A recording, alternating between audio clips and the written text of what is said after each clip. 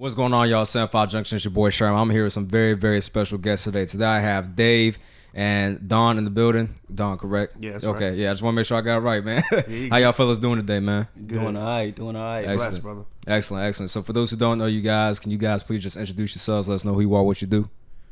My name David Wilson. I'm the president of US4US, a community organization based in the city of Newport News, but based really all over. We're trying to make it global. Right, absolutely. And I'm Donovan Wright, vice president for us, from Hampton, Virginia. Then travel up and down the East Coast. Okay.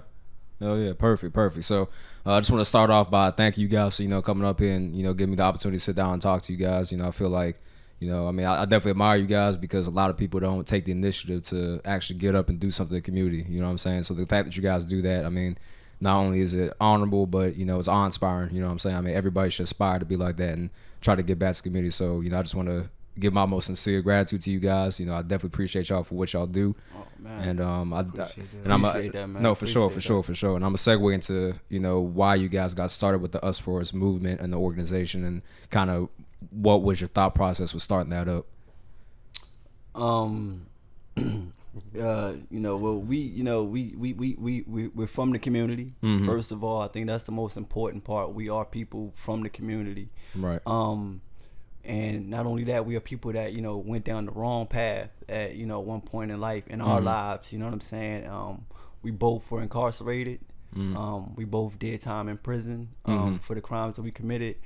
And coming home, you just want to try to not see young people go down the path that we once went on as Right. young kids.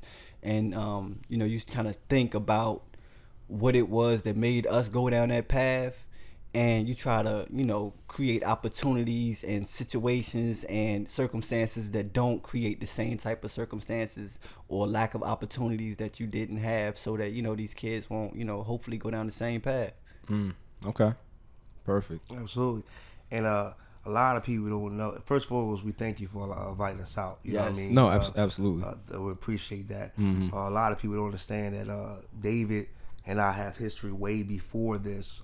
Back when we was incarcerated, when I caught my case, I believe it was 2001 or whatever it was. I ended up at the Portsmouth Regional Jail. At the time, I was only 16 years old. I couldn't read, write, or comprehend letters coming in from family. Wow. When I was in the pod, I was like considered like a loose cannon. I just wanted to fight everybody. Yeah. I thought everybody was trying me. You know what I'm saying? And David was in the 3-3 pod with me at the time, and he actually, now I knew of David, but I didn't hang with David. I was a Phoebus boy, of course, during the time. He was a Queen Street guy. Yeah. And but we was all from Hampton, but he did pull me to the side. I was like, yo, bro, you ain't got a wallet like that. You know what I mean? And at the time, David was facing like he was not supposed to be out, basically. He had a long football number type sentence, and I only had 8 years, 9 months. Yeah. So David took the time to sit me down and was like, look here, bro, get your education. You know what I mean?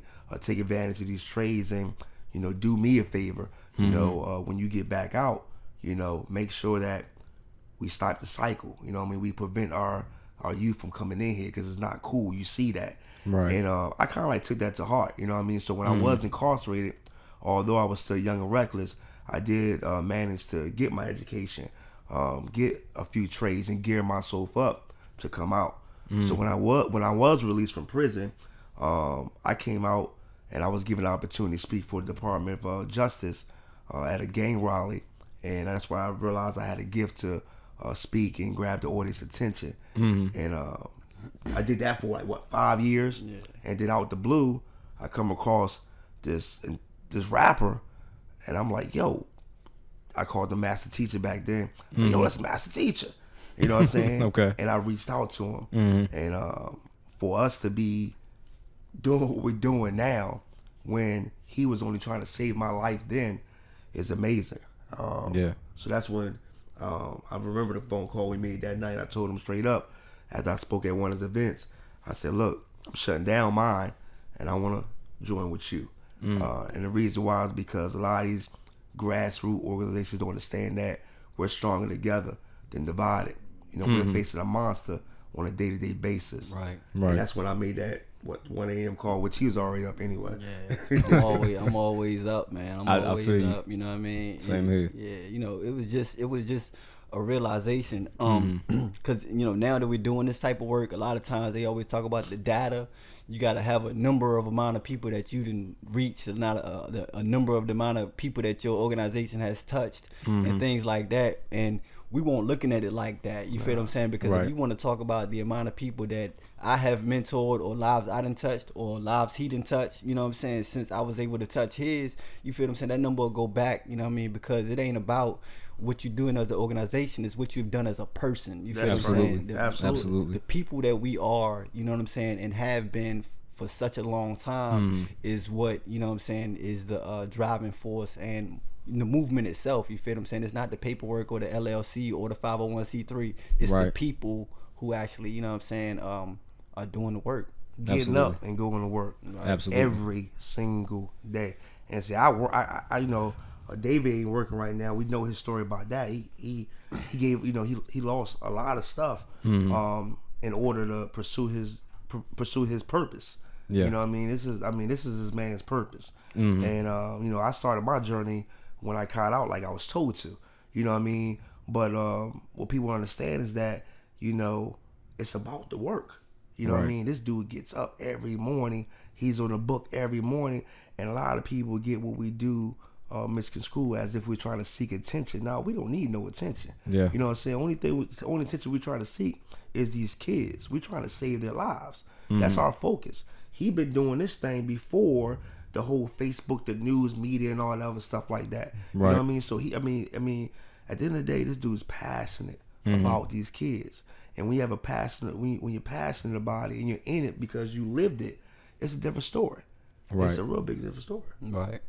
Yeah. I feel like, you know, that just need for wanting to see numbers is just further accentuated by social media, you know what I'm saying? And the fact that everybody has statistics out there, they have all these numbers, but it's not about the numbers, you know what I'm saying? Because the numbers are people that are still alive today because of what you guys have done for them, people that are doing better because of what you guys have done for them, and they're going to vouch for you. They're going to be able to tell their story based off of what you guys have done for them. That's the gratification right there. The numbers don't matter. You know what I'm saying? That's what people get misconstrued when it comes to these types of organizations. And like you guys said, people think that it's for attention or whatever. But like you said, the attention is on bringing up the youth, helping the youth, getting them out the streets, getting them, you know, in extracurricular activities, getting them in trades, whatever the case is, to get them on the straight and narrow so that they can be successful, contribute a member to society, and continue what you guys are doing. You know what I'm saying? One hand wash the other, both hands wash the face at the end of the day. You know what I'm saying? So yeah, that's huge, man. How old are y'all, if you don't mind me asking? I'm 38. 38? Yeah. And I'm 35 years old. 35, yeah. So,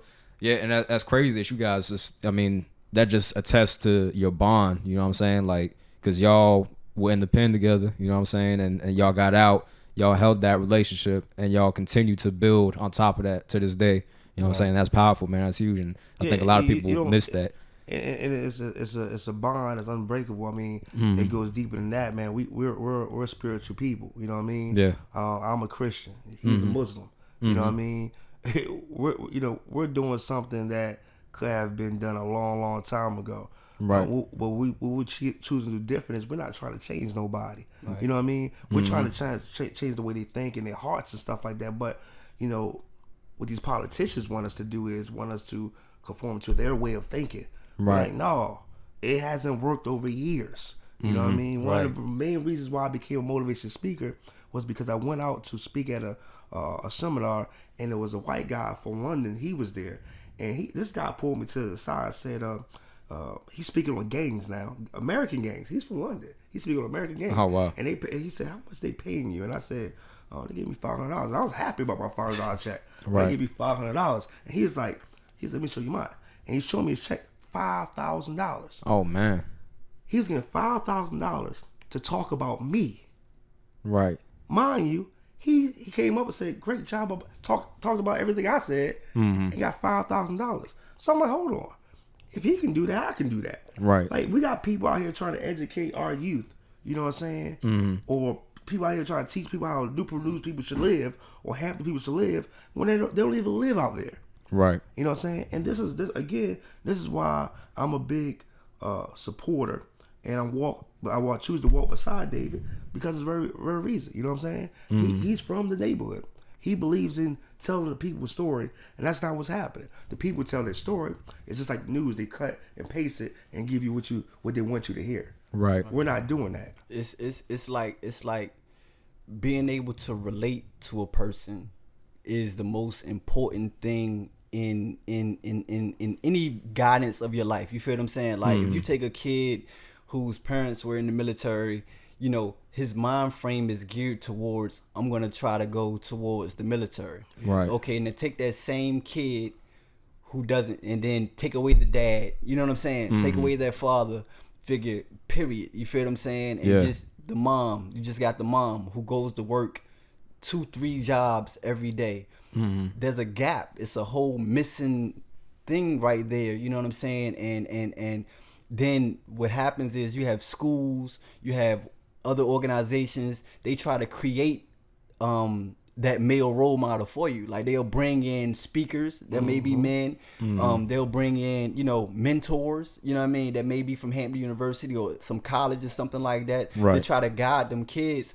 but the disconnect comes because those kids can't relate to them. You feel what I'm saying? It's a relate factor that was missing, and that's what I started noticing as a real important piece. You feel what I'm saying? Because I know that was, you know what I'm saying, a part of my life. When we coming up in those neighborhoods, you know what I'm saying, and we don't have fathers, all we have is our moms that go to work, you know what I'm saying, 3-4 jobs a day just to try to struggle to pay the bills. Right. The only men that we see are the drug dealers. We see the gangsters, and you know what I'm saying, then when we in the house, we see the rappers, we hear the music, you feel what I'm saying? Right. So what we start to, you know what I'm saying, idolize is those type of things. And you know what I mean? So what if it was somebody that looked like a rapper, looked like a gangster, you know what I'm saying, looked like you feel what I'm saying, that come and tell you, you know what I'm saying, yo, let's try to go do this another way. You feel what I'm saying? You're going to relate to that person more than the school, you know what I'm saying, brought that Harvard educated person to your school. You feel what I'm saying? You're going to relate to that person that look like you, talk like you, dress like you, got the same background and understanding of your situations. I see you making a syrup sandwich. I can say, bro, I ate a syrup sandwich before. You know what I'm saying? Yeah, and you're going to be like, yeah, he know my pain. You know what I'm saying? Because we both ate a syrup sandwich before. And it's just going to start a relationship that these politicians aren't able to create because they don't have that background. You got politicians who are politicians because their parents were politicians and their parents were politicians and their parents were politicians, but then you trying to speak for a kid who knows he can't even name the three levels of government. You feel what I'm saying? Yeah. And you expect to speak for him. How? Right. You know what I mean? I didn't understand that. You know what I'm saying? No, that makes perfect sense, and I like that you honed in on that because, like you said, it's all about being relatable. Because at the end of the day, if I can't relate to you, you know what I'm saying, I'm not gonna receive what you're saying. You know what I'm saying? That's like, for example, I don't want to bring this into a race matter, but if a white person sit here telling me, you know, you gotta conform to the cops, you gotta do this and a third, blah blah blah, you don't know what it's like to be black. You don't understand. You know what I'm saying? Right. You don't understand the pressure that we're under, and what goes through our minds because of what we've seen in the media, what we've seen in our local neighborhoods happening every single day. You know what I'm saying? You don't understand that. So how am I gonna sit here and listen to what you're telling me and receive that if you don't understand what it's like? Right. You know? I was having a conversation with, you know what I'm saying, a captain of the Newport News Police Force, and he was telling me, you know what I'm saying, that you know, these cops, they come into the neighborhoods, you know what I'm saying, and you know what I mean, like they're supposed to protect, you know what I'm saying, the people from the neighborhood, you feel what I'm saying, but a lot of times when they pulling people over, you know, their mind frame is, yo, I want to make it home, you know what I'm saying? So what I had to counter that with and help him understand about his logic is, what you're telling me is that these cops are coming into our neighborhood with a fear. You feel what I'm saying? So if they already coming into our neighborhood with a fear, and then the kid that they're pulling over or arresting or trying to talk to has a fear because of what he's seen and heard in the media, you got two people that's scared of each other and is trying to, you know what I'm saying, trying to resolve an issue, and what that's gonna, you know what I'm saying, and they both trying to make it home, and it's gonna cause a clash of some sort because it's fear. So you know what I mean. So it ain't about race. It's more about backgrounds, cultural upbringing, and you know what I'm saying, being able to understand the differences. You feel what I'm saying? Because if you can understand the differences in somebody, you feel what I'm saying, regardless of what color they is. Like I know, okay, I met white dude from Pocosin. He likes to hunt. He likes to fish. He told his kid to hunt. You know what I'm saying? Yeah. You know, he's a redneck. He likes country music and stuff like that. We different. You feel what I'm saying? Right. But that doesn't mean I have to disrespect his way of life. You feel what I'm saying? I can try to, you know, understand it and respect it. You feel what I'm saying? I don't have to like the same things you like, but I'm going to still respect that. Absolutely. So that's basically all our community asks for as well. You know what I'm saying? Just understand and respect the differences. You feel what I'm saying? Without coming into it disrespectfully or having that fear, because right. You know what I mean? It's more cops killing black people than it is black people killing cops. You feel what I'm saying? Absolutely. So your fear really ain't, you know what I'm saying, based off of nothing. You know what I'm saying? Our fear is real. You know what I'm saying? Absolutely. So, absolutely. You know. No, for sure, brother. For sure. That's absolutely facts. Now I'm gonna switch gears real quick. So I wanted to address, you know, the situation that obviously happened this weekend with Dres passing. You know, rest in peace to Dre. You know, tragic situation, terrible thing to happen. You know, it shouldn't happen to anybody. Right. But it was your organization that actually got up that morning, got together because his wheelchair was found the night prior, correct? Right. So the wheelchair was found the night prior. You guys got the organization together. You got the group together. Like, all right, we're gonna go find Dre. Right. And you know, went on Facebook Live and pretty much documented the whole sequence of events. So what was going through your mind while all that was transpiring and everything that was going on? I had woke up that morning and I had saw somebody had shared Dre's mom's post. Her post was like, yo, anybody seen Dre? He's missing. You know what I'm saying?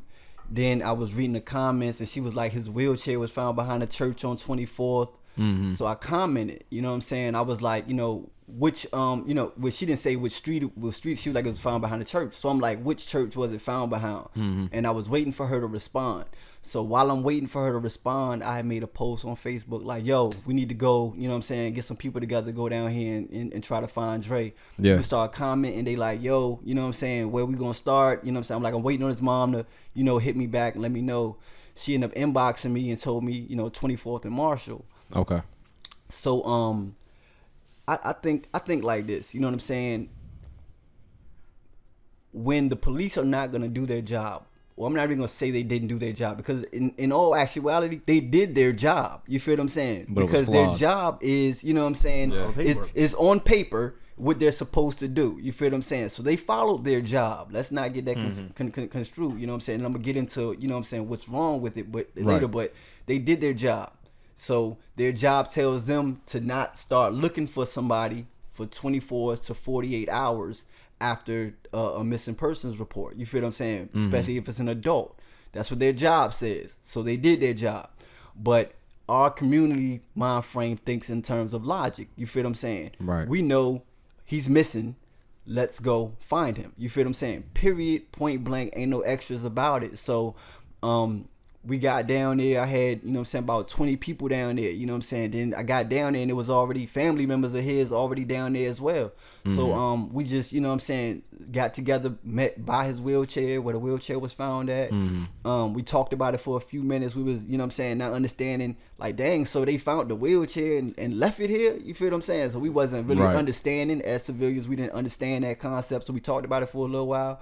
But common sense tells us that if you have a man that's in a wheelchair and you find a wheelchair, that he has to be somewhere around in the immediate vicinity. You know what I'm saying? Right. In that immediate facility, especially if that's his only means of getting around. You feel what I'm saying? Or the worst could have happened. You feel what I'm saying? That means somebody had to have taken him from his chair. So you know what I'm saying? Let's start looking in the immediate thing. So when I got out there, his dad, Wink, was out there. And like I say, man, when I tell that story, I always tell about, you know what I'm saying, Wink face, man, it messed me up, bro. Like, he looked me dead in my eyes like this. Like, he was like, find my son, Dave. You know what I mean? Please find my son, man. You feel what I'm saying? Yeah. And it just, you know what I mean? That right there was more than anything anybody else could ever say to me. You know what I'm saying? Even people that talk about the Facebook Live, I don't care about that, because that man's face was like, bro, find my son.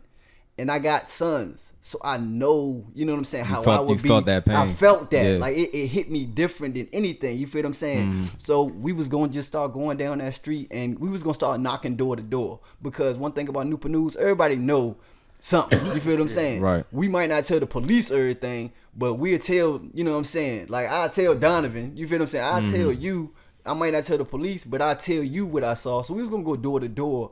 And as we started walking, my niece, you know what I'm saying, she noticed behind side one of the houses, deep into the mud, was some, looked like some wheelchair tracks. Fresh wheelchair tracks. Yeah. So we all run over there, you know what I'm saying, everybody started running over there.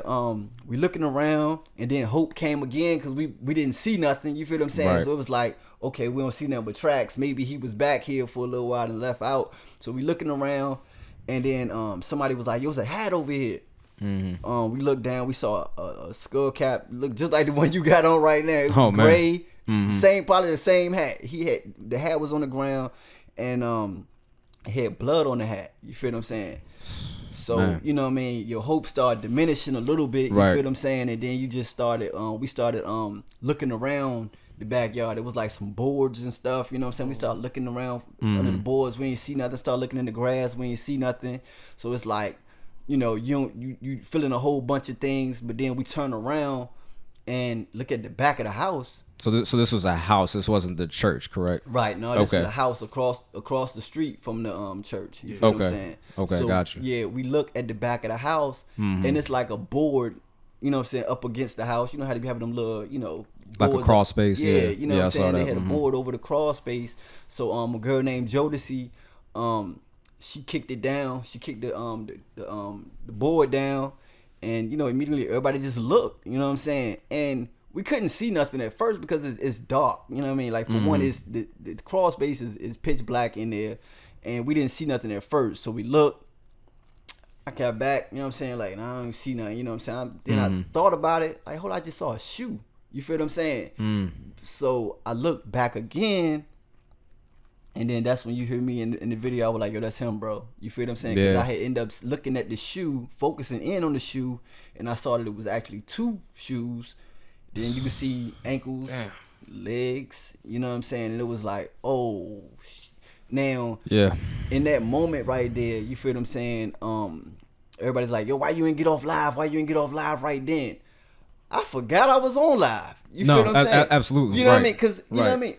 Like because for one, I turn around and soon as like, okay, I'm looking in the crawl space, I say, that's him, bro. You feel what I'm saying? His sister is this close to me. You feel what I'm saying? Yeah. So right there. You know what I mean? Like this is blood family. You feel what I'm saying? So she erratic, you feel what I'm saying? And her passions and love for her brother, she, you know what I'm saying, jumps into the hole. You feel what I'm saying? But then that wasn't even the worst thing to me, even though how bad that was to see. When I turn around this way, guess who right here? The mom. His mom. You feel what I'm saying? So it's like, you know, you ever seen a mom's face in that moment? I can't even imagine, bro. I can't even imagine, bro. I don't care what nobody say about like. And then on top, I wasn't there. I actually caught it. I had a emergency situation in Richmond I had to go to attend to.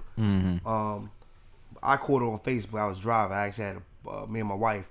I had to pull over, you know, because I caught it when it happened. But you know, his intentions from the very beginning was to go out there. He went live for the purpose of trying to get more people out there to help find. You know what I mean? Right. They wasn't going out there to look for a dead body. They was going out there to look for a brother.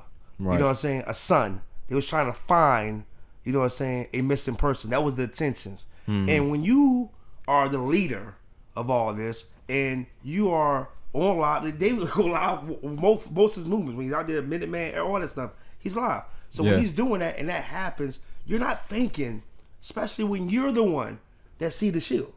Right. You see the shoe. You automatically, mentally, you like, what in the world? You're like, what am I looking at? Like, what am I looking at? Right. And now he has to go from the search party leader to now to a psychologist. You know what I'm saying? Right. He's trying to he's like, get away from there, y'all.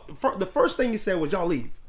I try, Yeah, because I'm 'cause trying you to get didn't his want mom them to to go see back. that. Like, Yeah. He said, y'all leave. I'm like, He yo, said y'all back up. You feel what I'm saying? Right. But she can hear the screaming. You feel what I'm saying? Around the corner, she can hear the screaming. Yeah. So me saying y'all back. Now keep in mind, I'm a regular dude. You feel what I'm saying?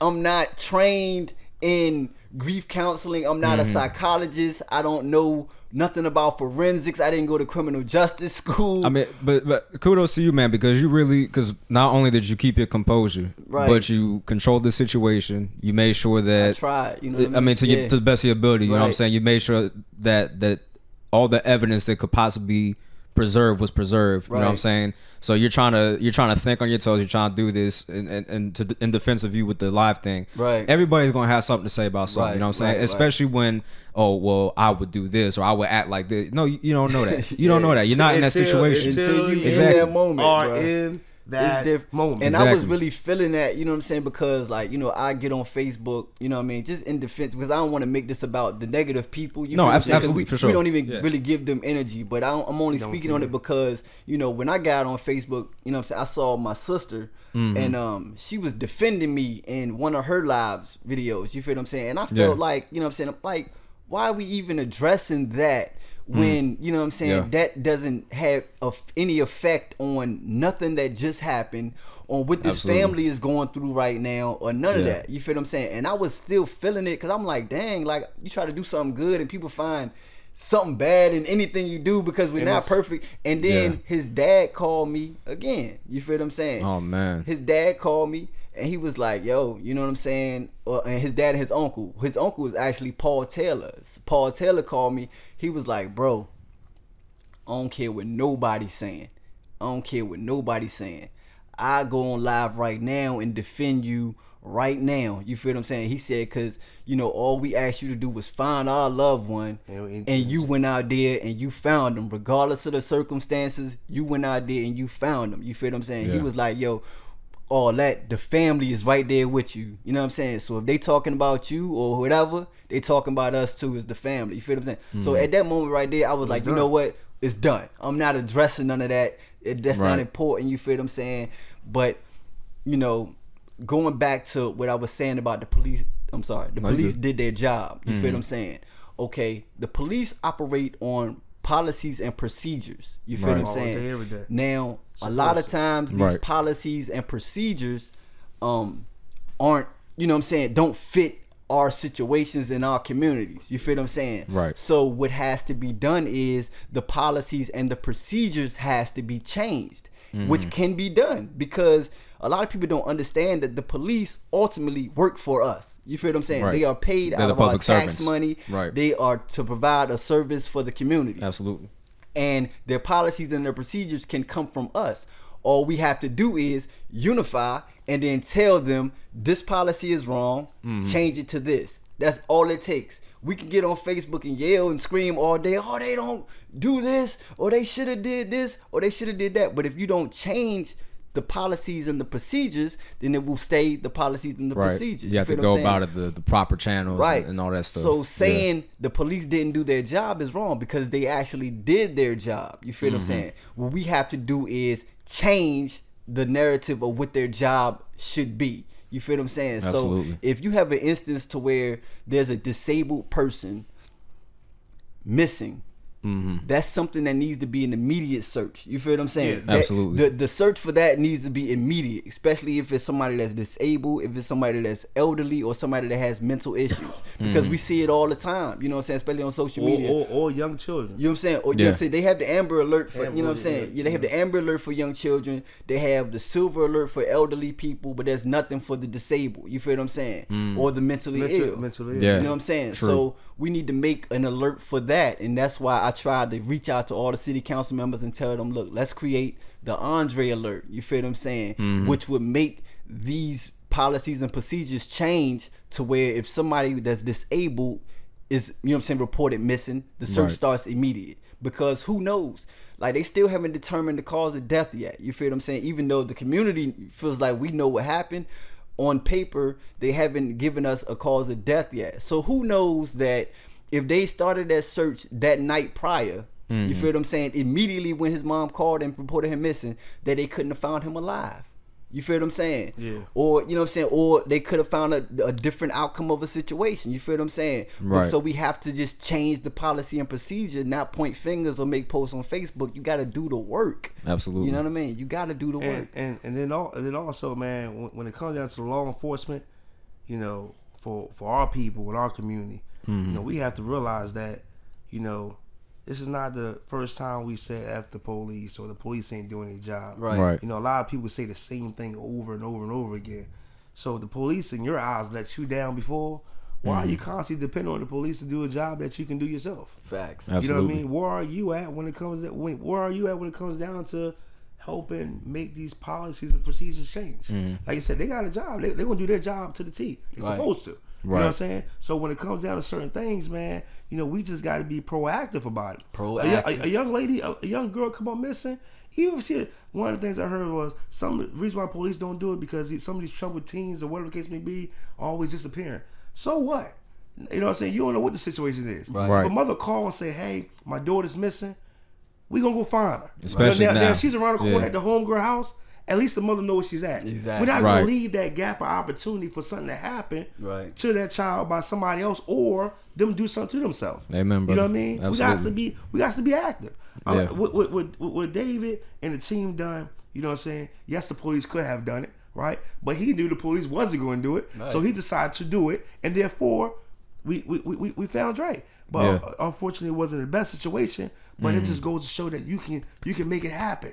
You can get it done. Yeah. You know, like you said, that same search party what took place the minute the mother said, you know, my son is missing, Dre just may be alive.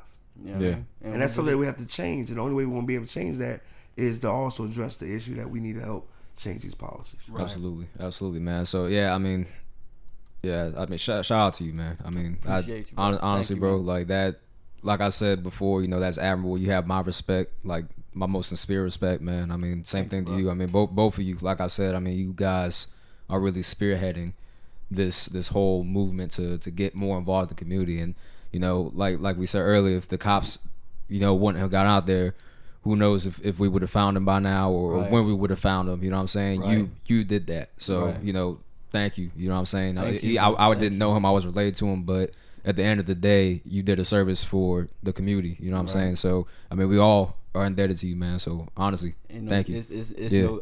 I'm still a person that's indebted to this community because, you know what I mean? You know, I wasn't always this David. You know what I'm saying? Like a lot of people, you know what I'm saying, looking is like, yeah, you know, I remember him from church when he was younger, and then they start talking about now, like, yeah, God bless him, but they skip a whole, you know what I'm saying? Right. You know what I mean? I wasn't always the best person. You feel what I'm saying? And I'm responsible for a lot of the things that start taking place in our city. You know what I'm saying? When it comes to, you know, gangs and stuff like that. And so this is me giving back, you know what I'm saying, or paying a debt to the community. I had to pay a debt to society. I had to pay a debt to the state of Virginia. You feel what I'm saying? Yeah. And I had to pay those court fines. I had to pay court, I had to pay court costs. Yeah. I got to pay court costs. I got to pay restitution to the victim of my crime. You feel what I'm saying? But what they never tell you to pay back is pay it back to your community. You feel what I'm saying? And pay it back to your people, because, you know, the same way some young kid could have been out here looking at me when I was doing the bad stuff, and I could have influenced him to turn and do some bad stuff. Now it's kids out here looking at me, you know what I'm saying, doing good stuff and are getting influenced to do good things. So I'm just paying back a debt to my community, just like I paid a debt to society and paid a debt to, you know, the victim and to, you know what I'm saying, to the courts and stuff like that. Because you know, it's bigger than me. It's bigger than me. And it goes back to what we was talking about the data, and they always want to know how many lives you affecting. Let's be honest, you feel what I'm saying? One person or kid is going to be watching this video right now. You feel what I'm saying? And this video might change his mind frame. Absolutely. Okay? Now, they'll count that as, okay, David's and Donovan and, you know what I'm saying, 75 Junction, they have reached one person. But guess what? That one person going to reach 10 more. Right. And then those 10 will reach another 10. Exactly. And those 10 will reach another 10. You It's a feel what trickle I'm saying? effect, yeah. And it's a triple ripple effect that we trying to create. You feel what I'm saying? We trying to spearhead. So I ain't got to reach 100 people on paper. I just got to reach one, because that one is going to turn into a multitude of, you know what I'm saying, of multiple people. Absolutely. You know what I mean? So, and we ain't doing it for paper. We doing to save souls. You feel what I'm saying? Right. Yeah. We trying to let people live a little bit longer than expected. You understand what I'm saying? Yeah. And I want to go ahead and make this clear now. You know, us for us is United Soldiers for United Streets. You know what I'm saying? You do not have to. You know, a lot of people. Oh, he's an ex-gang member. I'm an ex-gang member. Adrian Cook. Shout out to our brother, our partner. Shout out you to know Truck. what I'm saying? Truck. You know what I'm saying? Oh, you know, you ain't gotta be a dope boy. You ain't gotta be a gang member to be a part of this movement. We need everybody to be a part of it. Facts. You know, one of the things that David does, he play chess. I still do too, and I'm gonna get at him. You know what I mean? 'Cause he can get chess. But I'm gonna get at him. But anyway, Okay. but David taught me how to play chess. You know what I'm saying? But one of the things he always look at is how life is like a chessboard. You know what I'm saying? The wrong move could consequently be your checkmate. Something I learned a long time ago. But we need every single piece to the chessboard. You know what I'm saying? Like he said, we're just human beings, man. We go through drama every. And we go through. Look, he never know my conversation with me. He may call me. I'm thinking it's us stuff. No, we talking personal stuff. I call him. I'm like, bro, I gotta talk to you about this issue. You know what I'm saying? Yeah. You know, because we have to deal with life. You know what I'm saying? You know, we still got bills to pay, and we don't have the best people from the past. You know what I'm saying? You know what I'm saying? So we deal with day-to-day life stuff. We're not no superstars. You know what I'm saying? We are day-to-day. We make mistakes. We get angry. I have to pull to the side. David, you gotta calm the Malcolm down. You know what I'm saying? Then he be like, I don't want to hear that Obama mess. You know what I'm saying? You know what I'm saying? So we're humans. That's what makes an organization and unity perfect. You know what I'm saying? Because we are our organization is actually an example of what unity can be. You feel what I'm saying? It doesn't mean everybody got to be the same. You feel what I'm saying? Right. Like it doesn't mean that everybody has to be from the same background, same gang, none of that. You feel what I'm saying? We the complete opposite. We the complete opposite. I mean, he's a Muslim. I'm a Christian. He rocks red. I rock blue. You feel what I'm saying? You know what I mean? Right. He rep the news. I rep Hampton. You know what I'm saying? I mean, literally, it was so crazy. It was an unconscious thing that happened. Right. Completely unconscious. Because you looked at each other as brothers. Yeah, you know what I'm saying? All because this dude took time out of all the dudes in that 3-3 pod. He took time to pull me to the side and said, look, man, you could do better for yourself. And for me, being 16 years old, going to DOC, realizing that I could not read or write, I'm like, yo, how the hell I get to the 10th grade? You know what I'm saying? I mean, I'm talking about my reading level was like 3.5, third grade. Oh, man. 3 months. And comprehension was like a first grader. But I was 16. I'm out this jank thinking I'm a killer. You ain't no killer. You a dummy. You know what I mean? I had to be real. And I had to address that issue personally and study and get my GD and all the other stuff like that. So, you know, I mean, like,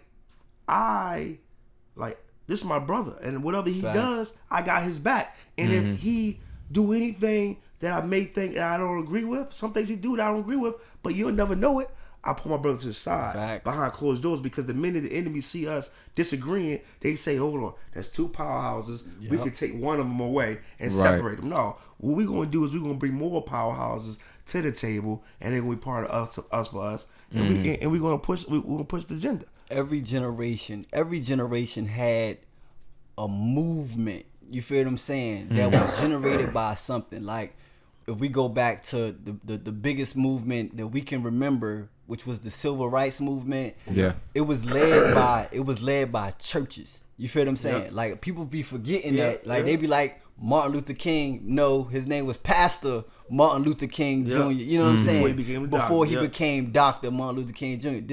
That movement was led by church people. You feel what I'm saying? Yeah. So then, generation after that, you know what I'm saying, was Malcolm X. You feel what I'm saying? It was a Muslim organization. You feel what I'm saying? The Nation of Islam.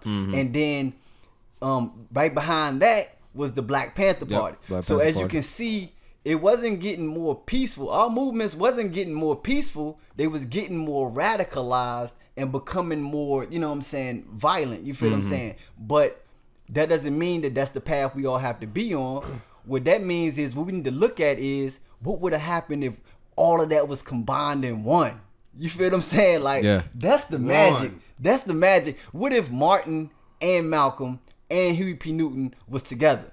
You know what I'm saying? Now you talking about a pastor who can speak so well. You feel what I'm saying? Then you talking about a minister like Malcolm X who can organize so well, and then you talking about Huey P. Newton. So what you just gave them two people was an army.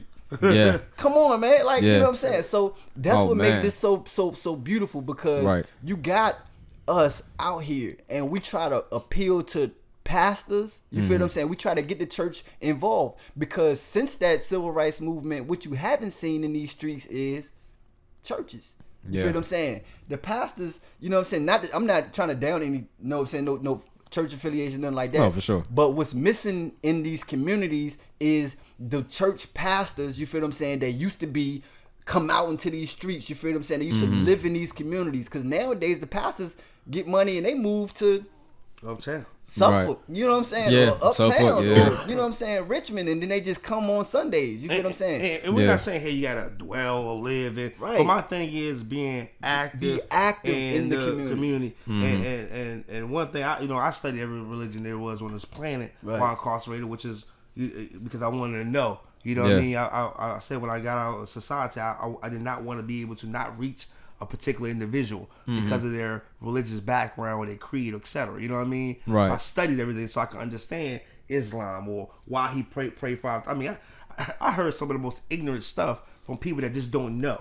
Right. You know what I mean? And I didn't want to be one of those ignorant people saying, well, he paid for, he's a Muslim, he blows up places. You know what I'm saying? No. But for sure. a damn Muslim right now is leading the whole 757 in the right direction. So what you have to say about that? But you're not going to join him because he's a Muslim? Right. Everything he's doing is true and exact and is righteous. So therefore, you're not going to join him because he's more. That's stupid. You know what I mean? Like I said, us getting together wasn't, hey, you're a Muslim, Christian, right? It just happened because I respect him as a brother. You know what I mean? And I respect him as a leader. Now, me personally, I have some trauma from working with not 501Cs before in the past. Before me and David came back together, with me sharing my ideas and them taking it and running with it and becoming, you know what I mean? But with David, it's like, this is my brother.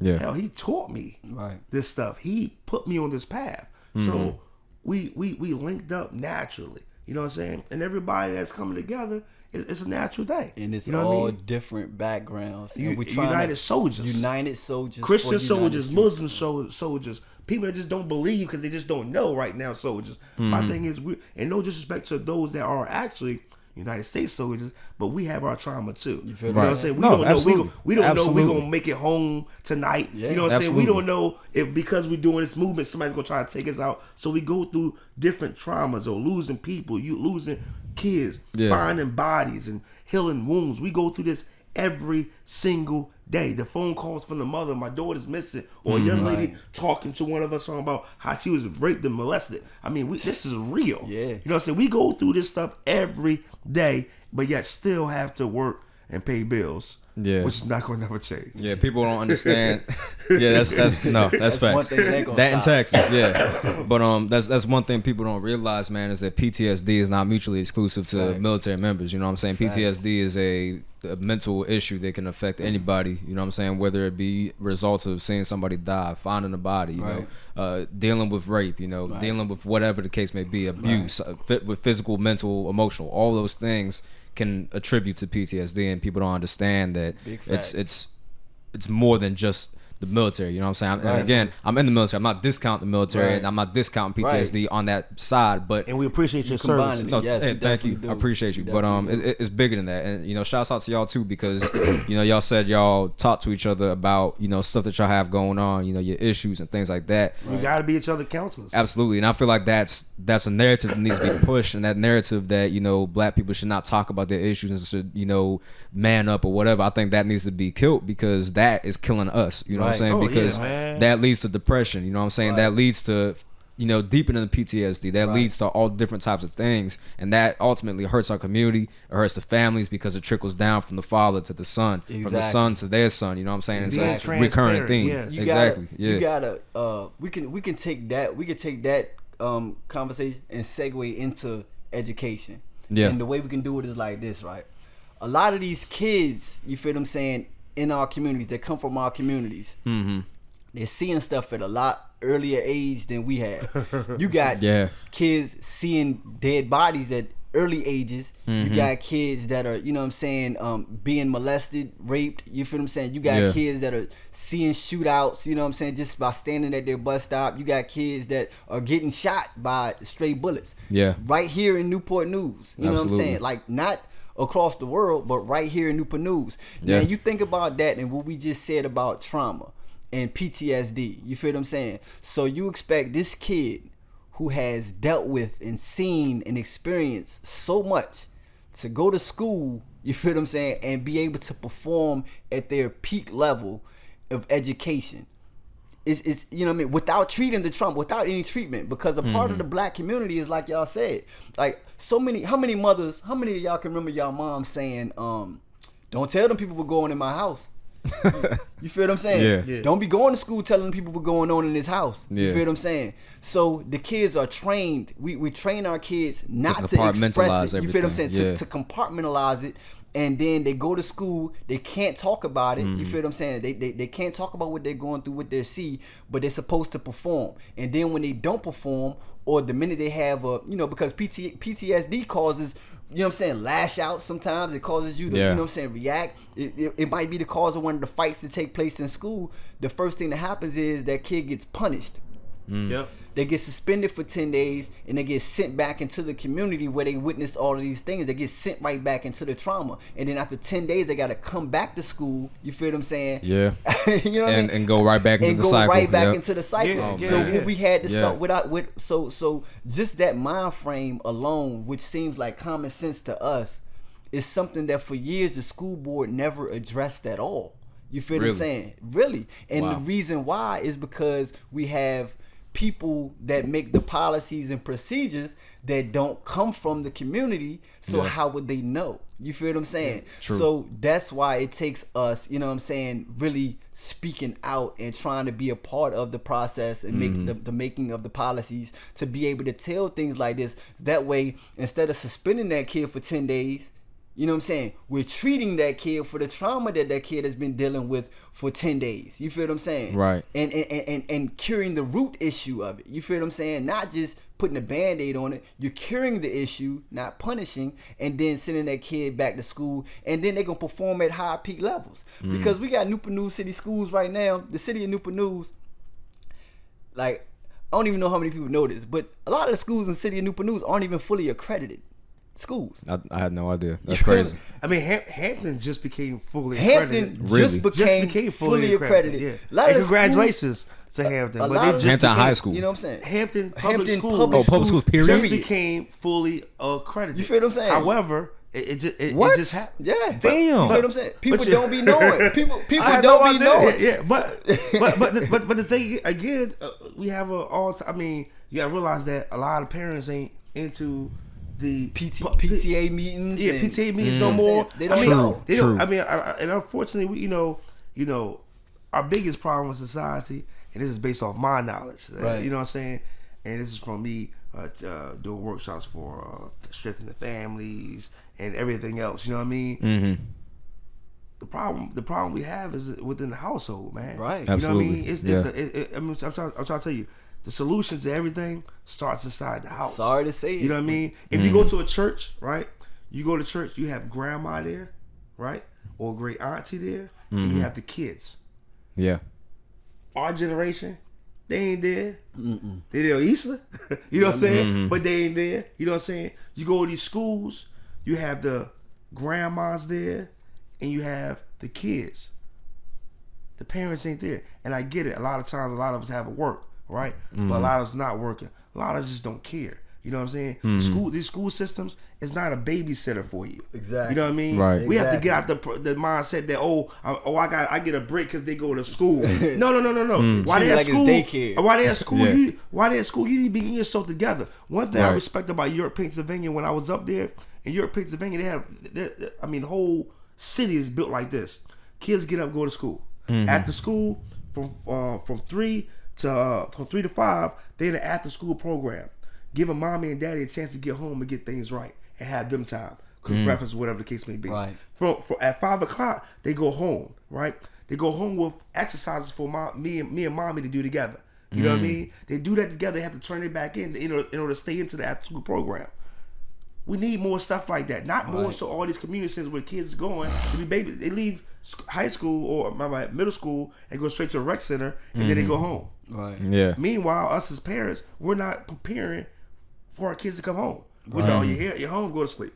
You know what I'm saying? You know Do your homework, go to sleep. Your home, go to sleep. I might let you go outside. You feel what I'm saying? We got us as parents got to be engaged, man. We got to get involved. Yes. We got to go to these schools. We got to pop up. And I ain't talking about go to school and some old, that's my daughter. You know what I'm saying? Why you put your hands on my daughter or pop up at schools with your clique because your daughter got in a little fight with a couple of girls. No, you need to go to school, pop up with your daughter in class, see how she's doing. You know what I mean? Have lunch with your daughter. Pop up and bring them lunch. Because do small stuff like that. Let them know we care. When you trying to do things for the community, right? Or like when you put yourself in the position that we put ourselves in, right? A lot of times the community just expects you to, go tell them what they ain't doing right. You know what I'm saying? Go tell the police what they ain't doing right. Go get them, David. Go tell the politicians what they ain't doing right. Go tell the governor what they ain't doing right. And on Facebook they got you. And we got that. We got you. And we'll do that. But we also got to tell us as parents what we not doing right. You feel what I'm saying? And that's the hardest thing in the world because a lot of times everybody know how to parent. Yeah. Everybody think they the perfect parent. You feel what I'm saying? So when we was even starting to develop programs, when we got into the thing where like, we gonna start developing programs. Come on, you feel what I'm saying?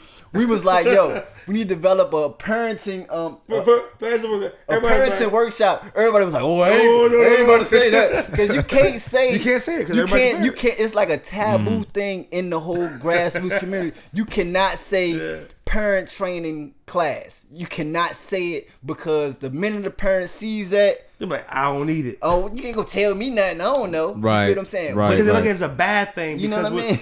Let me tell you something. One thing I learned about parenting, and God knows I have a blended family. You know what I'm saying?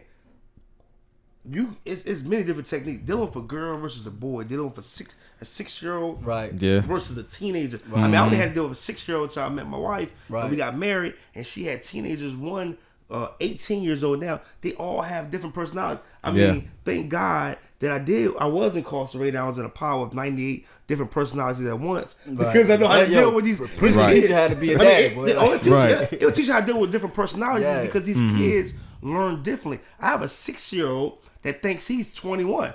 I mean, he has Cross is how old? Oh, he just turned 4. Cross is 4. But Cross have an attitude as an old man. Bruh.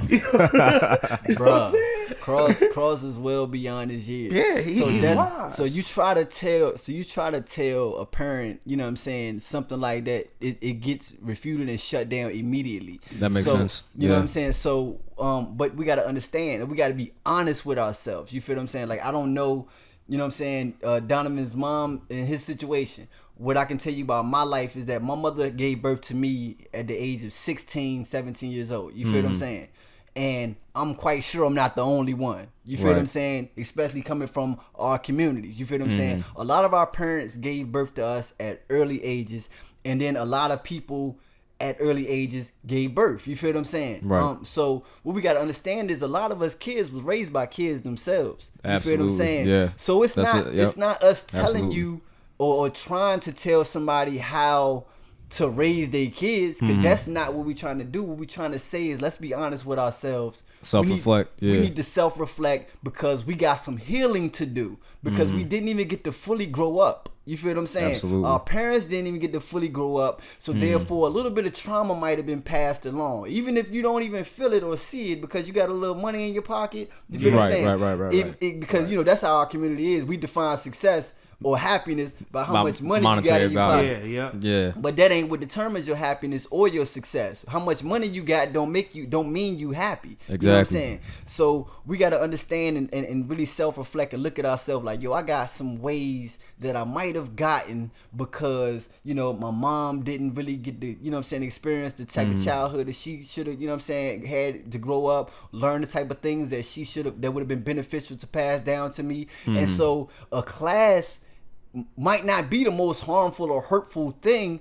It can be something to really just go here around amongst other people like me who have been through similar things like me, other parents, and then we can all talk about our experiences and learn from each other, because that's the best thing. It's not somebody telling you what to do or how to be.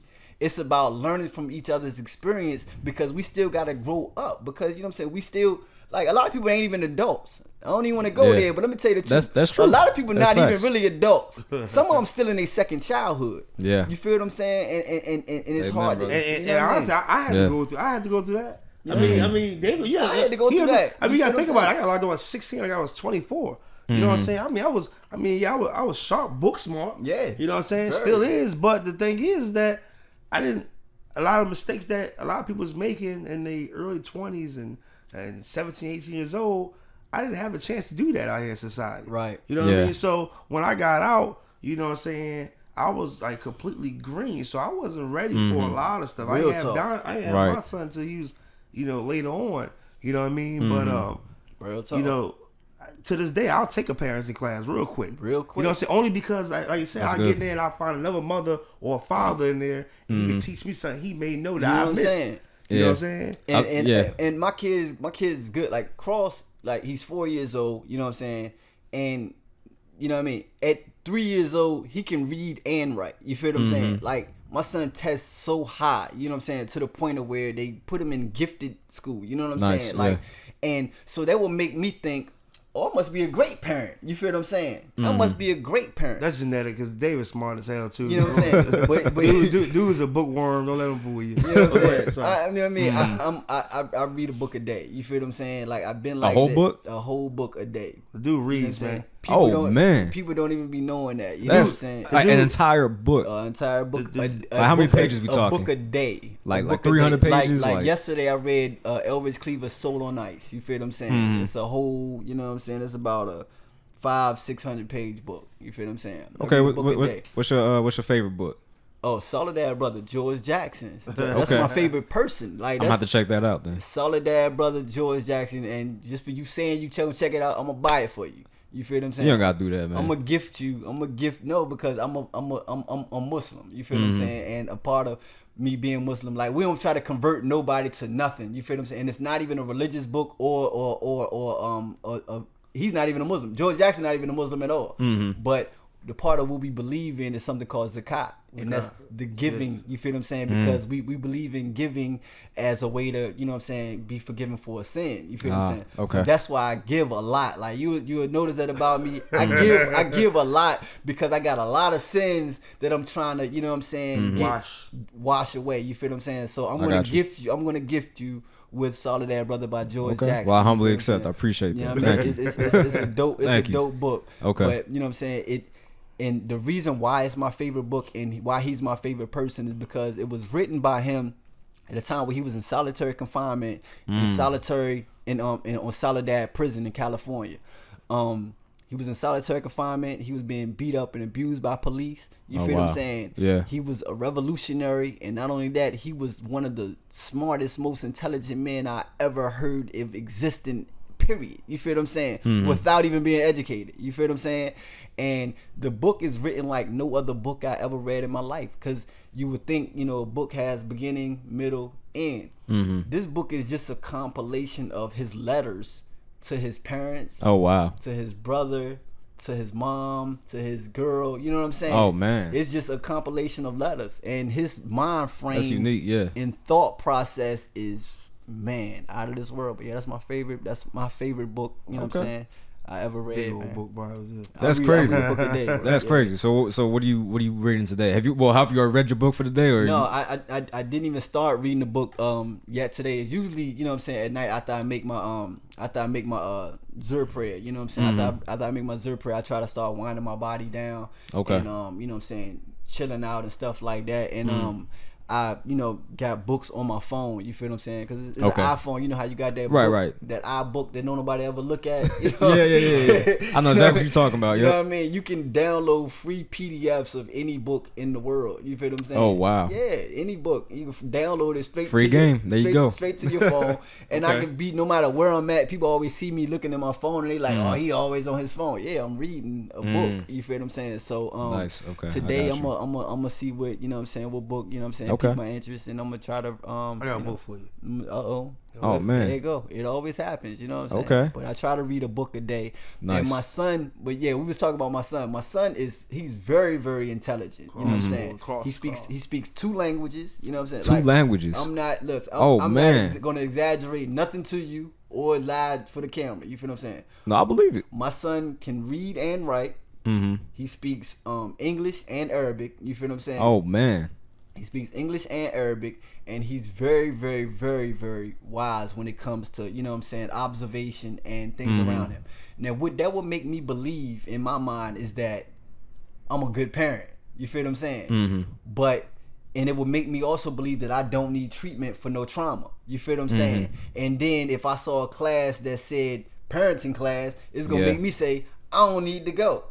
I got you. You feel what I'm saying? But Yeah. the truth of the matter is, I would go to that class because, you know what I'm saying, I could learn something from another father like Donovan from his experiences. He has a 16-year-old daughter. You know what I'm saying? It might be something that he's talking about one day that he doesn't even know. That just be something, boom, that I needed. You know what I mean? Or may need later. True. You feel what I'm saying? And it just is. I got that knowledge stored in my brain, in my memory bank, and then just that moment that I do need it, it's there. You So feel what I'm saying? Yeah, I feel like the most dangerous thing for anybody is to think that you know everything, or that you can't learn something new. You know what I'm saying? Or if you say, oh, they can't teach me anything because of XYZ, whatever reason, you know, because I feel like you can learn something from anybody. I can learn something from somebody younger than me. Obviously, I can learn something from somebody older than me. You know what I'm saying? But I wish people would just be more open to constructive criticism. Obviously not like, you know, shunning you openly, but constructive criticism or just self-reflection. Like, look, okay, I'm doing this. I feel like I'm doing a great job, but what can I do better? Because you can always do something better. There's always something that you could do better. And when you think that you can't do anything better because you think you have it all figured out, I think that's the most dangerous thing. I think that's what ultimately hurts a lot of families. You know what I'm saying? Or if because you think you know it all, or you got the perfect household, it still come. Still come. And the reason why I say still come because teach us. You know what I mean? No, for sure. Spread the wealth. Yeah, I mean, because none of our programs that we're developing, our anti-gang program, our life skill programs, nothing that we have developed is about us trying to teach you. We're not only trying to teach, we're trying to learn. We trying to learn. You know what I mean? Because see, my thing is, you know, say I specialize in gang prevention and intervention, but the game has done changed. It's not the same as it was when we came up. Right. You know what I mean? The code is completely different. I don't know who changed it, but it's different. You know what I mean? So my thing is, I gotta know. And you know, I work with a lot of times with VGIA members, which is Virginia Gang Association, which is nothing but gang detectives, and they consider themselves experts and all that stuff and stuff like that. But you know, they'll say to themselves, the technology and stuff like that, it changed every year. The knowledge and all that stuff. So we want you to come out. If you're a great mother, you're a great father, come out and share your experience with your teenage child. Right. Share your experience with your toddler. Right. Share your experience. So that way you may help us as parents, right? Right. Know how to deal with it when it comes. Because I'm like, oh my, you know what? David said that a couple years ago. Right. That when he went through his daughter, he did this. Let me give David a call. Yo, David. Yep. So when your daughter did this, what exactly you do? You know what I'm saying? I mean, That's what it's all about, man. Okay. Transparency and creating a community and looking at each other as a community. Because a part of, like to add on to what Donovan just said about gangs changing.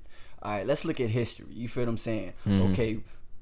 In the beginning of America, there were slaves. You feel what I'm saying? Right. The way they made them the best slaves were, they separated the children from the parents. Take the parents over here, take the children over here. Okay? Now, let's look at everything since then that's happened. Okay? Every movement we've ever had that was successful, you know what I'm saying, or not successful, you know what I'm saying, what they did was they removed the heads of the organizations, you feel what I'm saying, and then the bodies would fall. You feel what I'm saying? Like they did it with the civil rights movement. You feel what I'm saying? Right. Martin Luther King. As soon as Martin Luther King dies, boom. You feel what I'm saying? Right. Nation of Islam movement. You know what I'm saying? Malcolm X. As soon as Malcolm X died, boom. Black Panther movement. Huey P. Newton. As soon as Huey P. Newton died, boom. Yeah. Same thing with the gangs. You feel what I'm saying? What happened with the gangs was a little different, but it was the same. All of the OGs, they got locked up. You feel what I'm saying? Right. Williams, Larry yeah. Hoover. You feel what I'm saying? When they get locked up, the morals get lost. The purpose of the gangs in the first place gets convoluted. And, you locked all of them all up. These people underneath. So then you got everything. kids. So then you got the kids out here. You feel what I'm saying? Just repping the gang and really not knowing no knowledge. You feel what I'm saying? Or the purpose. So then they start banging just because it's a different color. Because we don't know why we banging now. Right? Cause you're a kid out here. You don't even know why we banging now. And start banging on each other. And they just start banging on each other. Then it's I don't even care what color you got on. If you ain't this set, then I'm gonna bang on you too. You feel what I'm saying? Well, you don't come from this block, this street. So that's exactly what happened with our chaos and confusion. Because the law of the universe is, the first law is order. Exactly. You know what I'm saying? When you don't have no orders, you have chaos. And you got to add that back. You got to bring back that, structure and guidance to the young generation that they lost because of us being incarcerated. You feel what I'm saying? And then you got to just try to guide them and teach them that, this is the real reason why we were doing that. But guess what? It's a whole new way to do it now. You feel what I'm saying? We ain't even gotta do it no more. You feel? We don't even got to, because this is how the game then changed. And if we keep doing this, we're gonna continuously be late, because our enemy then furthered a whole new. You know what I'm saying? They built the prison with your. Listen, hey boy. Bro, they're not playing, man. They got three bunks. They got 3 bunks. Triple bunk prisons now. You know what I'm saying? You feel what I'm That's saying? Sick. You got a bunk on top of a bunk. You know what I'm saying? With another one on top of it. Big ass lag. You got to climb up. You feel what I'm saying? Oh, man. So they waiting for these young brothers. They want them to get locked up. They built it. They built it in anticipation of these young brothers being like they are, killing each other. Based off your behavior in grade school. You know what I'm saying? They know you coming. Based off your behavior. Because let's go back to the data. You feel what I'm saying? They collect there you go. data on every single thing that goes on. All your grades that go into that file. Where do people be? I don't even know why. Like, common sense tell me like this. Where do people think their files go? You feel what I'm saying? Like, do people just think they magically disappear because you grow up? They don't, because you can still pull your own personal school transcript right now. Yeah, they don't. That's true. And I'm in my 30s. I could go right now and pull my IEP that they did on me as a special educational student. You know what I'm saying? In Lindsay Middle School, I go right there and pull it. Pull it up. And guess who else has access to it? The FBI, the CIA. You know what I'm saying? All these other people, because we got to know and understand this. And not be getting scared when I start talking about this type of stuff, but it's the truth. You feel what I'm saying? The creator of the FBI, his name was J. Edgar Hoover. This is the man that created the FBI. Like, everybody like to think because it's a government organization that the government created. No, J. Edgar Hoover is the man who created the FBI. Do you know what he listed as his number 1 fear for America? Black people. He said the unification of African Americans is the biggest threat to America. You feel what I'm saying? Say it again. J. Edgar Hoover, the creator of the FBI, said that the number 1 threat to America is the unification of African American people. You feel what I'm saying? Yeah. So when we in grade school, being kids, you feel what I'm saying? And all our stuff going into a file, and then you get rolled up, like, let's say me and Donovan get into a fight with you in school, right? They suspend me and Donovan. You feel what I'm saying? They write it down, write the incident report. The incident report goes in me and Donovan's file. You know what else got created? Unification. Okay, so David is now affiliated with Donovan. Boop, it goes into that file and it goes into the FBI. You feel what I'm saying? Because they're trained to stop unification. You know what I'm saying? And it goes deep and far into the core of what America is. Because Black America is a biggest threat to what they say is the country. You feel what I'm saying? Black Wall Street, for example. Black Wall Street, for example. You feel what I'm saying? They ran through that place in a 4 hours and destroyed everything. You feel what I'm saying? Because Black unification is the biggest threat, bro. Because we're in a country, and I don't want to get too deep into it. No, I got you. I'm not, but you know what I'm saying? Like, countries run off of money. You feel what I'm saying? The US dollar used to be, you know what I'm saying, get its power from the gold. You know what I'm saying? Gold standard, from gold. Okay. That doesn't happen anymore. You feel what I'm saying? The gold has run out. It's more money than it is gold now. You feel what I'm saying? So what they have transferred it to is they get resources. There is one continent on this earth that has the most resources than any other continent in the world. That continent is called Africa. You feel what I'm saying? So what would happen if these black educated people over here in America, you feel what I'm saying, went back to Africa, unified it, took the education that we have, you know what I'm saying, and then took back control of those resources. You feel what I'm saying? Wakanda. You feel what I'm saying? Yeah. You know what I mean? First of all, every plane of these educated people trying to go back to Africa is gonna get gunned down before you even make it. You feel what I'm saying? Because they're gonna stop it. I mean, history is not only his story, but you know what I mean, history is a real. There's nothing new under the sun, basically. Facts. You know what I'm saying?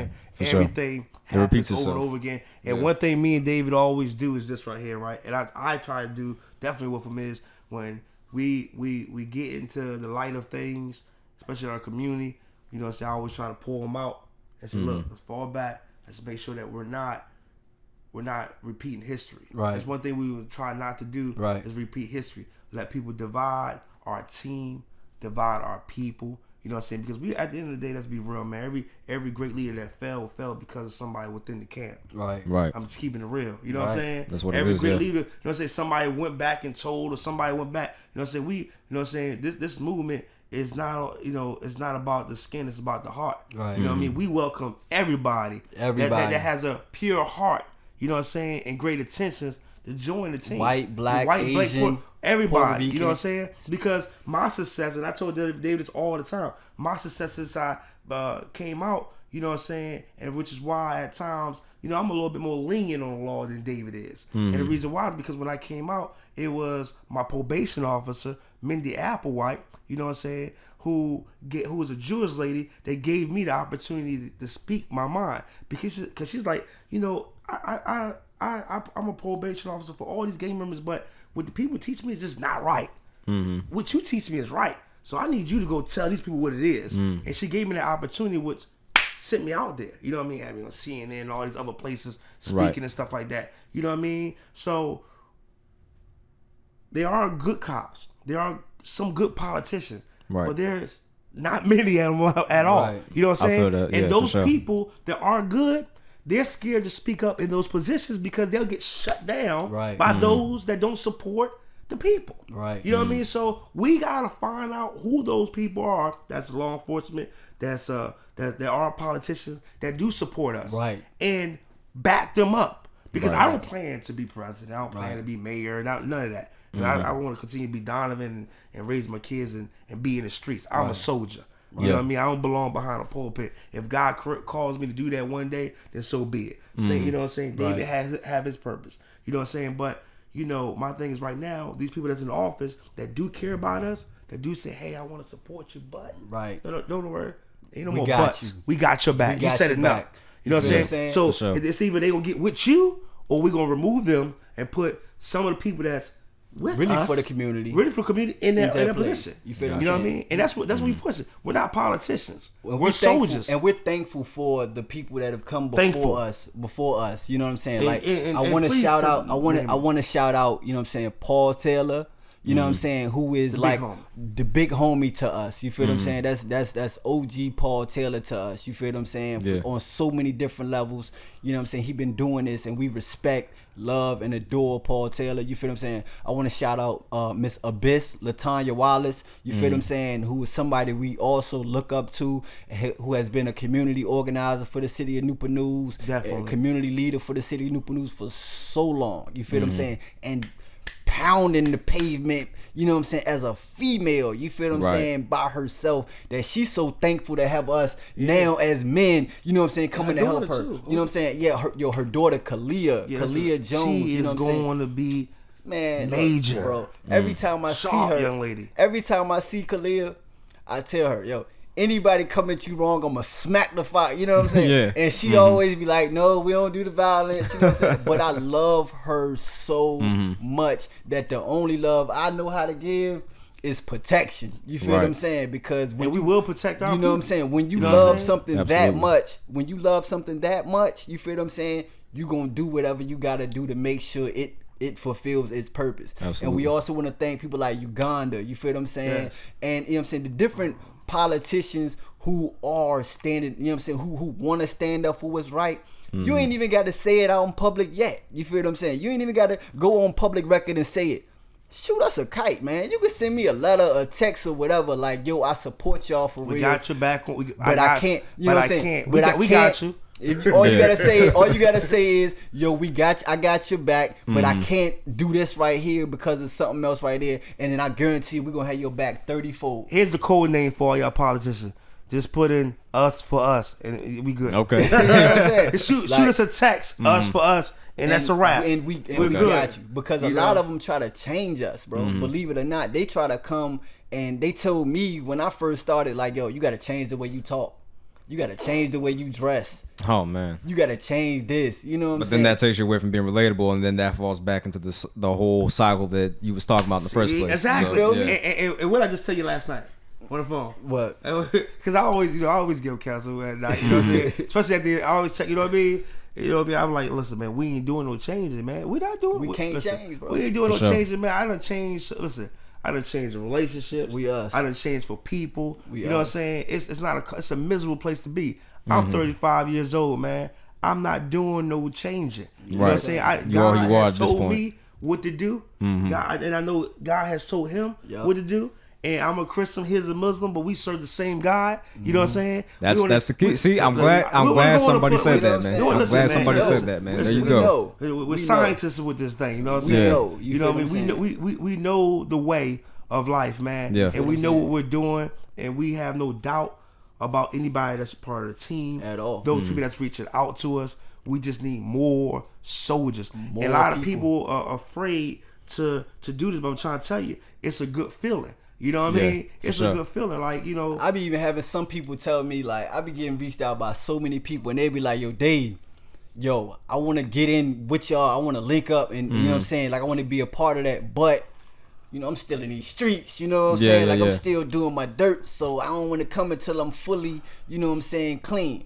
I tell them like this, you feel what I'm saying? Like, your position ain't gotta be in the limelight if you don't want it. You feel what I'm saying? Because this ain't just about the organization. It's Right. about what's in your heart. It takes nothing. It takes nothing at all for you to grab one of these young brothers. You feel what I'm saying? And tell him, yo, you don't even need that. You know what I'm saying? You don't. You know what I'm saying? It's a whole nother way out here, bro. don't you know do saying? what I'm doing. Don't do what I'm doing. And I know a lot of And people send say them you to me. can't. I know a lot of people say you can't really teach somebody to do something that you're actually doing it, or tell kids Bruh. not to sell drugs when you're selling drugs. Listen, man, we need every tactic possible. Possible. You know what I'm saying? To Right. get the kids to us. You know what I'm saying? Now we don't condone. You know, we don't condone the violence, man. At We don't all. condone. You know what I'm saying? The selling drugs. We don't condone none of that illegal crap. You know what I'm saying? Right. But the thing is, we understand what people are, the cards people dealt with, because we dealt those cards too. Right. And the only thing we're saying is, man, it ain't too late. I don't want to see brothers get buried. I don't want to see brothers go to prison, because the only thing that happens is within 3 days you're forgotten about. Facts. You know what I mean? Absolutely. After you're buried, or after you're given your state number, within 3 days after that happens, you're forgotten about. Right. You know what I'm saying? The only Yeah. people that continues to suffer for the years to come is those that you really left behind that really cared about you. Big facts. All right, so moving forward, you met recently with Councilman Marcellus. Marcellus Harris. Okay, yeah. So can you tell me a little bit about that meeting, what you guys discussed, and what's coming down the pipeline from that? So I talked to Marcellus Harris about the creation of the Andre bill, the Andre alert, you know what I'm saying, which would be something that would, you know, like we was talking about in the beginning, make it immediate to start a search for a person who is disabled or mentally ill, because that's important, because we never want to see this happen again. And I feel like, you know what I mean, if even though we're all still grieving, you know what I'm saying, the death of Andre, the death of Dre, you know, we can't stop, you know what I mean, because, you know, we gotta don't let him die in vain. You feel what I'm saying? Don't let him die like that in vain. Don't let the whole, you know what I'm saying, them not searching for him fast enough be in vain. Let's do something about it and really change that policy. And so I wanted to develop something called the Andre Alert to, you know what I'm saying, make it an immediate search. And Marcellus reached out to me, man. We talked about it, and he, you know what I'm saying, he's definitely on board. And you know what I mean? He's one of the people that, you know what I'm saying, we support, you know what I'm saying? 100%. You know what I'm saying? For, you know what I'm saying, his dedication to the community. And we also got hit up and reached out by David Jenkins, another city councilman. Great man. You know what I'm saying? Who has been a, you know what I mean, even though as a white guy, he's an advocate in our community. Like he's the type of white guy that you can call Dave and be like, yo, I'm about to go out Marshall Courts right now. You know what I'm saying? Walk door to door to go talk to the people. Man, he'll show up right there with his sneakers on. Old white dude, you know what I'm saying? Man. Old white dude, man. You feel what I'm saying? He'll show up right there without no security, without no, you know what I'm saying, no TV cameras or nothing. Tennis shoes and his suit, you know what I'm saying? Cause he wears a suit, you know what I'm saying? And he'll show up and he'll be right there. And don't brag about what he do. And won't even talk. And won't even. He's there because he care about the people, man. Saying? That's what we need. These people to care about the people.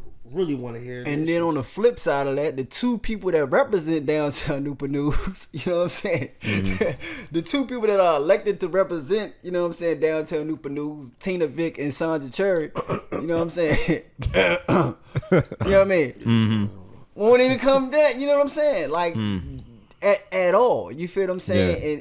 Yeah. And that's what be so disheartening because like I say, we talk about Marcellus Harris, who's a city councilman, but the way Newport News is broke down, because this is the education people don't know and don't have, all right? Newport News is broken up into 3 districts, okay? You got the South District, you got the Central District, and you got the North District, okay? Each district has 2 elected officials on the city council, okay? So the South District has 2 elected officials who are, you know what I'm saying, Tina Vick, Sandra Cherry. Those are the 2 elected officials to represent Southeast End, what we call downtown Newport News. Then you have the Central District, who is represented by Dave Jenkins and gotta get back to that name. The name. Then you got the North District, who's represented by Marcellus Harris. You feel what I'm saying? And yeah, that's the name of the Central District, Woodbury. Councilman Woodbury. Then you got the North District, who's represented by Marcellus Harris and who else is on the dang on city council? I think that's it. I gotta get back to it. We apologize. It's all good. Not trying to leave nobody out. Y'all 7 for 8, so it's cool. But check. You know what I'm saying? Yeah, Mayor Price. You know what I'm saying? So when you got a North District city councilman and a Central councilman, you know what I'm saying, the 2 we just named, Marcellus Harris and David Jenkins, who don't even represent the South District, but gotta come from the North and the Central District to come down here to hear the issues, to hear our issues when our own 2 won't even talk to us. You feel what I'm saying? To me, that's a big problem. You feel what I'm saying? That's a big problem. And that's why I be trying to stress for everybody to get registered to vote, man. Like, you gotta get registered to vote. And to clear the air, a lot of one of our meetings with the city councils, the biggest misconception was that we are trying to create programs or not trying to recognize the programs that they have already created. Right. We know about the programs. Right. And we applaud you for the programs that you have created. However, the programs that you have are outdated. Right. You know what I mean? And what we mean by that, are they still affecting people? Yeah, they're affecting people, but they're not affecting the people that's affecting the community. Right. You know what I mean? The ones that's doing the shooting, the killing, the gang banging, coming up missing, you know what I'm saying, early pregnancy and things like that, the programs ain't designed for them. Exactly. They're designed for those that's already on the straight and narrow. Right. We need more programs for those that's going in the wrong direction. Right. Not those that's in the straight. We know they're going. This guy, straight A student, good grades, stuff like that. We're trying to keep those that's not on the straight path from hurting those that's on the straight path. Right. You see what I'm saying? That's so we have to have more than one programs, and that's what us is about to offer. I once read in a book one time something that sticks in my head all the time. it said that in a village, right? Mm-hmm. When you have children who do not feel or are made to feel like they are part of that village, they will burn the village down just to feel the fire. You feel what I'm saying?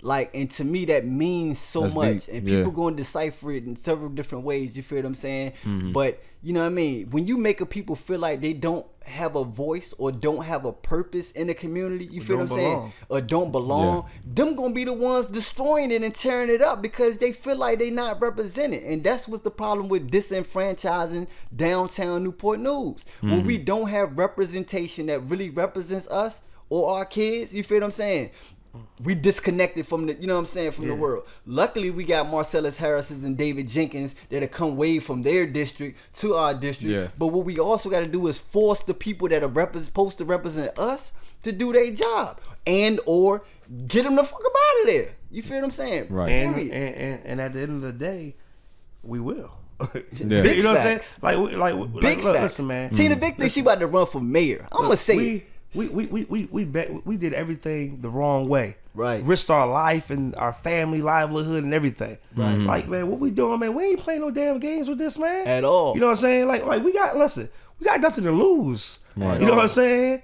I mean, we in this thing, man. This is not a game, man. We don't want our kids going to prison.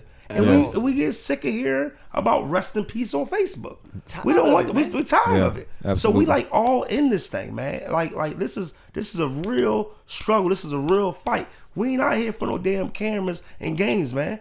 You know what I'm saying? We're sick of burying kids. Facts. We're sick of seeing kids one day play ball or be on the corner riding a bike and then bury them next. We're sick of Facts. parents going crazy or going off and crying on Facebook. Facts. We're sick of the kids going through trauma in their schools because they lost their best friend. And now they're angry and they want to retaliate. We're done with this. Facts. You know what I'm saying? So we in this thing. We're really passionate about it. So if you're supposed to be representing us and you're not doing it right, based off of how we feel, not based off some damn numbers, then you're getting the hell up out of office. We gonna do everything in our power.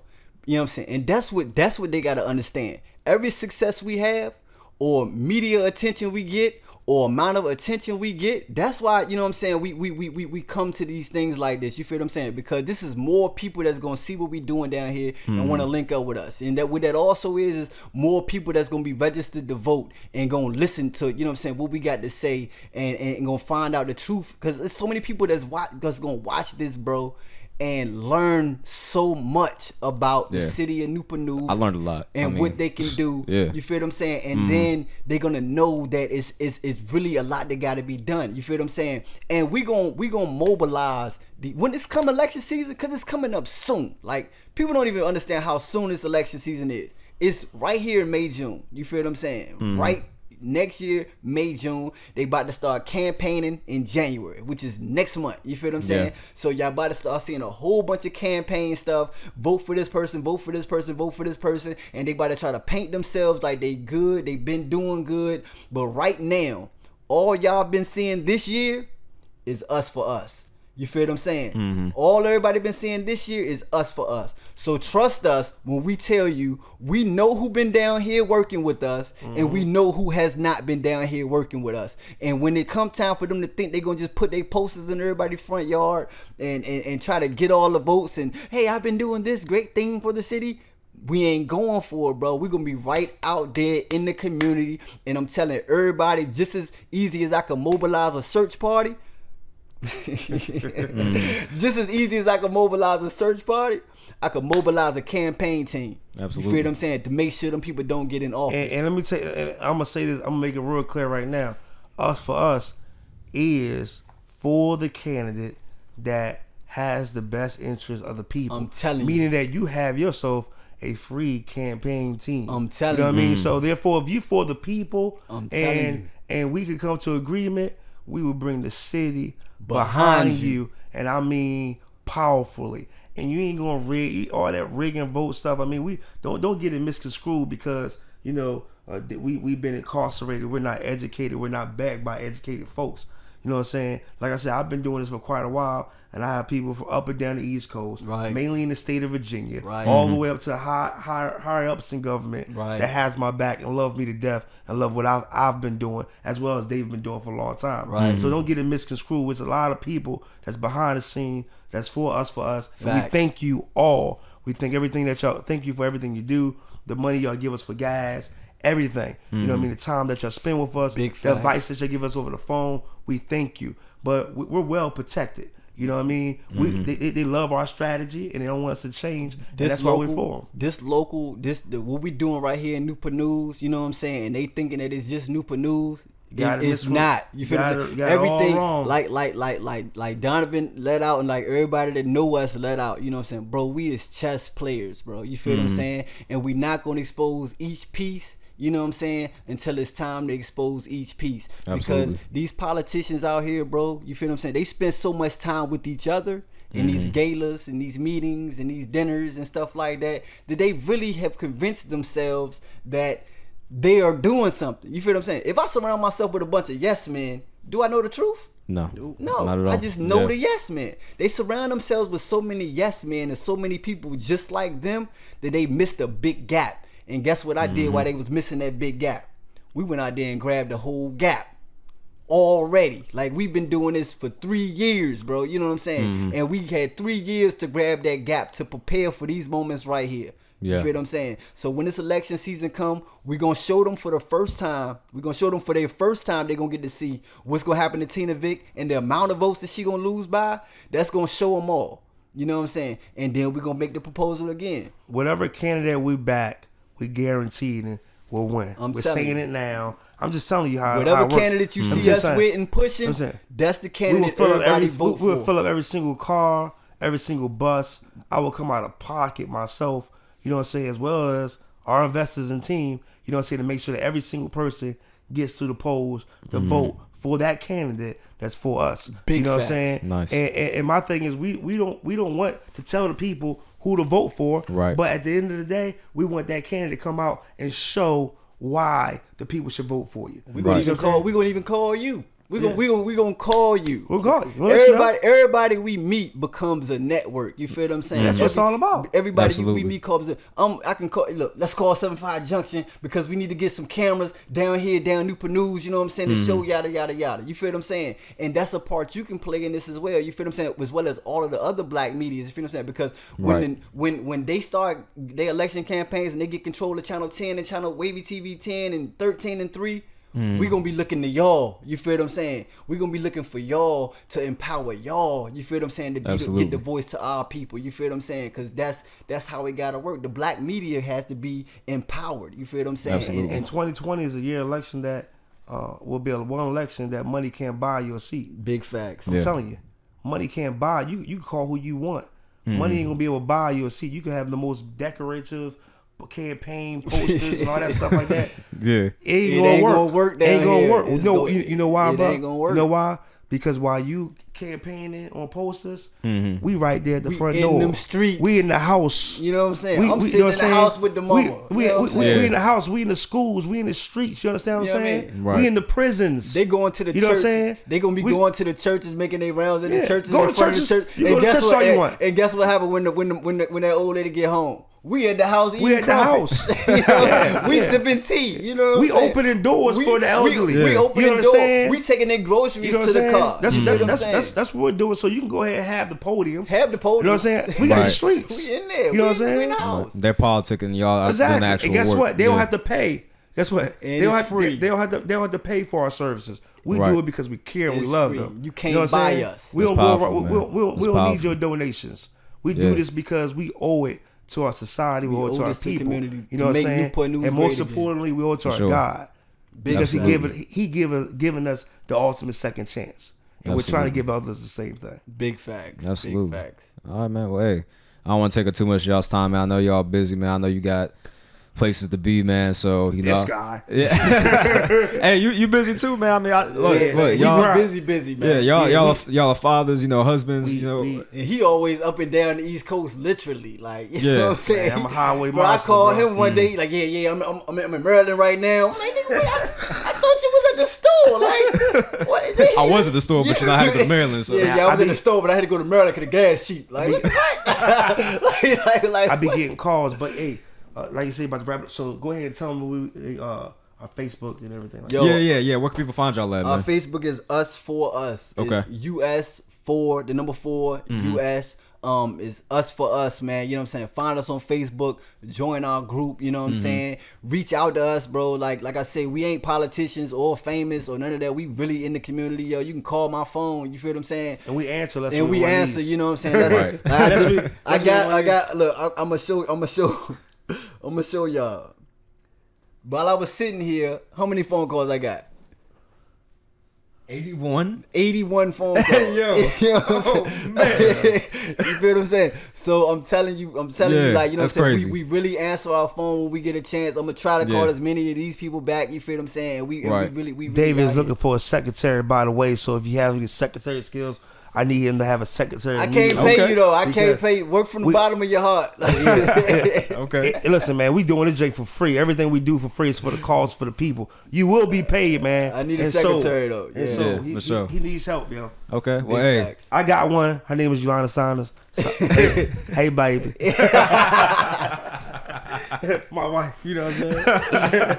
Yeah, man. All right, bros. Well, hey, thank y'all so much, man. You know, I just on a closing note again. You know, I respect you guys. I respect what you guys are doing for the community, man. Like it's powerful. You know what I'm saying? You know, from the bottom of my heart, and I'm sure I can speak for everybody in Newport News, or 757 for that matter. That, you know, we appreciate what you guys are doing. We appreciate what you guys are bringing to the table. We appreciate the involvement in the politics, and, you know, making sure that the right people get put in the right positions. You know what I'm saying? So all those moves, like you said, those chess pieces getting put in place for that to, you know, come into fruition. So, you know, I can't wait to see what happens. Whatever you guys need from me, let me know, because I want to do my part as well. So, no, absolutely. So I salute y'all, man. So absolutely, man. So I guess, you know, we'll wrap it up with that, man. So thank you guys once again. Thank you, bro. No, absolutely, man. All power to the people. Absolutely. And God bless the city. Absolutely. All right, 75 Junction out.